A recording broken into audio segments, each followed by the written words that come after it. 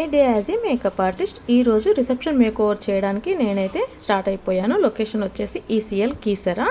Braid requirements అయితే నాకు 2 requirements చెప్పారు. ఒకటి వచ్చేసి శారీ, నార్మల్ శారీని హాఫ్ శారీలా డ్రాప్ చేయమని చెప్పారు. అండ్ ఇంకొకటి వచ్చేసి ఒక రిఫరెన్స్ కోసం నాకు హెయిర్ స్టైల్ అయితే చూపెట్టారు. సేమ్ అదే హెయిర్ స్టైల్ కావాలని అడిగారు. నేను కూడా సేమ్ హెయిర్ స్టైల్ వేశాను. తనైతే ఫుల్ సాటిస్ఫై అయ్యారు హెయిర్ స్టైల్ అండ్ శారీ డ్రాపింగ్కి. అండ్ గ్రూమ్ మేకోవర్ కూడా చేశాను. యాక్చువల్గా వీళ్ళైతే బ్రైడ్కి మాత్రమే బుక్ చేసుకున్నారు, కానీ నేను కాంప్లిమెంటరీగా గ్రూమ్ మేకోవర్ కూడా కంప్లీట్ చేశాను. వాళ్ళైతే చాలా హ్యాపీ ఫీల్ అయ్యారు.